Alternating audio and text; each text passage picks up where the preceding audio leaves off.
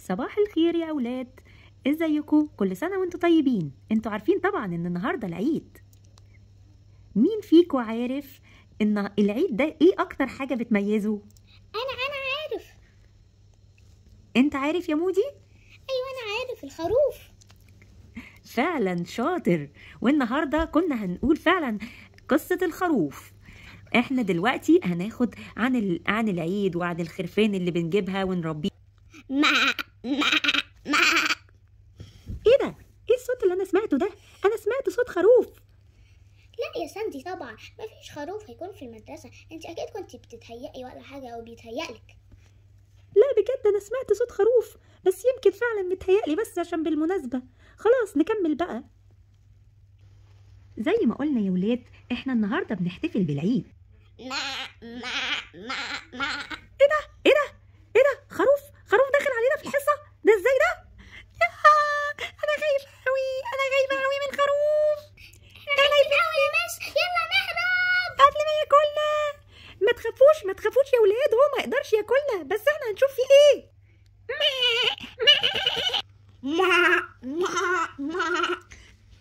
لا مش معقول كده. ده ما بقاش فصل، ده ما بقاش مدرسة. يعني ايه الخرفان تدخل علينا في الفصل؟ لا انا لازم اروح اكلم المديرة بسرعة.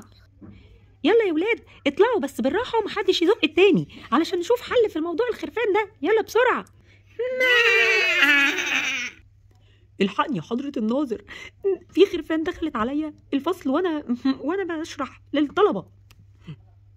في ايه يا مس فاتن؟ ازاي يعني؟ ازاي اللي حضرتك بتقوليه ده؟ صدقني يا حضرة الناظر، احنا فجأة كنا بنشرح وبنتكلم النهارده عن حلقة العيد، وفجأة سمعنا صوت خرفان ولقينا 3 خرفان داخلين علينا الفصل. ازاي ده يحصل؟ خرفان عندي في مدرستي؟ ده لا يمكن ابدا.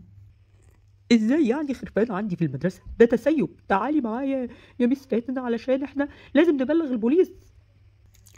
فين الخرفان دي؟ انا مش شايف اي حاجة، ما الفصل فاضي اهو يا مس. لا صدقني حضرتك، كان في خرفان دلوقتي والطلبة كلها هربت. شفت حضرتك؟ مش انا قلت لك في خرفان؟ ده فعلا صوت خرفان، انا لازم ابلغ البوليس. يا نهار ابيض، دي الخرفان انتشرت عندي في المدرسه. اعمل ايه؟ بتوع مين دول؟ مش عارفه يا حضره الناظر، بس انت رايك ايه؟ نكلم البوليس ولا نعمل ايه؟ مش عارف، بس شكلنا كده لازم نكلم البوليس علشان يشوف دول بتوع مين. الحقنا يا حضره الضابط، انا فجاه لقيت خرفان انتشرت عندي في المدرسه.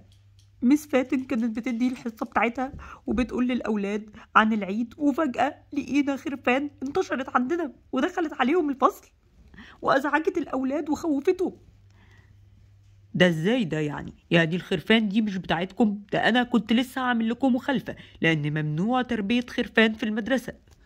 لا يا حضرة الضابط، دي خرفان دخلت علينا، احنا متصلين بحضرتك علشان حضرتك اللي تشوف صاحبها. احنا لازم نشوف كاميرات المدرسة ونشوف هم دخلوا منين. يلا معايا خروف، انت اللي عامل ازمه في المدرسه. ايه ده؟ ايه اللي انت بتعمله ده يا يوسف؟ غلط كده، حرام عليك الخروف. مش يسمع؟ مالكمش انتوا دعوه. انا عايز العب مع الخروف ده والعب بيه وهطلعه بره المدرسه بعدين يعني. لا كده غلط يا يوسف، انت كده بتعذبه، وبعدين مش احنا اللي مسؤولين ان احنا نطلعه بره المدرسة. في المدير وفي المدرسة، هم يتصرفوا. فعلا يا يوسف، ساندي معاها حق، بس سيبه دلوقتي واحنا نطلعه من المدرسة. ماليش دعوة، انا عاجبني وعايزة افضل العب بيه. انا كده مضطرة ان انا اروح ابلغ المدرسة، لان انت كده بتعمل حاجة غلط وبتعذب حيوان بريء وهو ملوش ذنب. لو سمحتي يا مس، يوسف رابط خروف من الخرفان اللي موجودين وبيعذبه، وانا متضايقة قوي. ايه ده؟ ازاي؟ تعالي معايا وريني. تعالي اتفضلي. ايه يا يوسف اللي بتعمله ده؟ لو سمحت سيب الخروف دلوقتي حالا، انت ازاي بتعمل كده؟ معلش يا مس، انا كنت بلعب معاه. لا ده مش لعب، انت كده بتعذبه وبتضايقه. انا كان قصدي اطلعه بره المدرسة. لا يا يوسف، انت دي مش مسؤوليتك، دي مسؤولية الناس الكبار. سيبه دلوقتي حالا، وبعدين انت كده لازم تتعاقب لان انت عملت حاجة غلط. معلش يا مس، انا كنت قلت مش هكذا. انا يا فندم، انا صاحبة الخرفان، انا اسفة جدا، انا كنت برعاهم بره وهربوا مني، انا مش عارفة ازاي ده حصل. ايوه بس حضرتك المفروض تاخدي بالك لان هم ازعجوا الاطفال جدا وخوفوهم وبوظوا عليهم اليوم.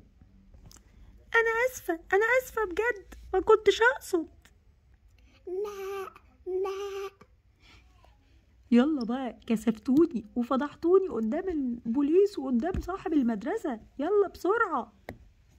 مي مي مي